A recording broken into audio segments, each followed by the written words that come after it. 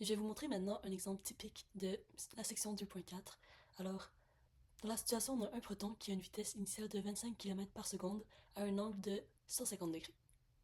Le proton se trouve au-dessus d'une plaque et on dit qu'il se fait attirer avec une force de 3,2 fois 10 à la moins 18 newtons. S'il se fait attirer, alors, par déduction, on devrait comprendre que la plaque elle est chargée de façon négative. On désire déterminer c'est quoi le module de la vitesse du proton lorsqu'il va frapper la plaque. L'idée c'est que notre proton il a une certaine vitesse initiale avec un certain angle vers le haut, mais en même temps il se fait attirer par la plaque, donc il va faire une trajectoire parabolique qui va aller vers les airs puis il va finir par redescendre et tomber sur la plaque. Est-ce qu'on pourrait résoudre ce problème avec les équations du mouvement uniformément accéléré? Oui, on pourrait. Est-ce qu'on pourrait aussi passer par l'énergie? Oui, encore plus. Encore plus juste parce que ça va être plus simple de passer par l'énergie. Ok, ça dépend pour qui honnêtement. Mais dans cette situation, il faut que je vous montre l'énergie. Alors on va passer par l'énergie.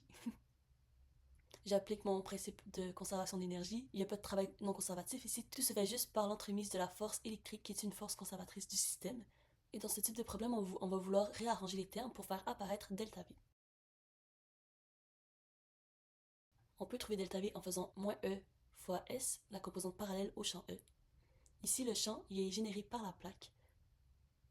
Et on connaît c'est quoi la force électrique que la plaque fait sur l'électron, donc on peut trouver c'est quoi son champ électrique en faisant F sur Q. Il nous reste aussi à déterminer c'est quoi la composante S parallèle au champ. Pour déterminer l'orientation du champ E, on peut vérifier sur le schéma, on peut voir que la force est en Y. Alors, comme le champ est toujours dans la même direction que la force ou en direction opposée, ben alors E est en Y, alors S aussi est en Y.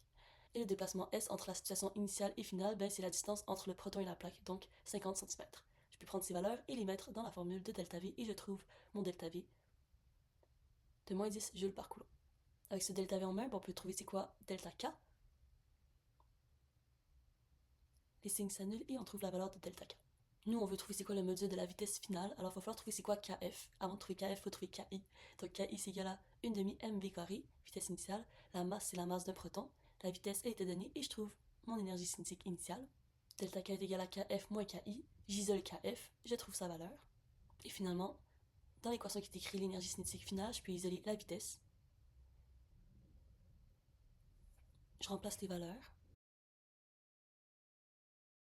Des joules, c'est des newtons-mètres divisé par des kilogrammes. Des newtons, c'est kilogrammes mètres par seconde carré. On peut voir que les kilogrammes s'annulent et là, quand on prend la racine, on trouve bel et bien les unités de la vitesse des mètres par seconde. Et j'ai fini mon problème, j'ai trouvé la vitesse finale. C'était rapide, je crois, comme exercice, mais voilà un exemple.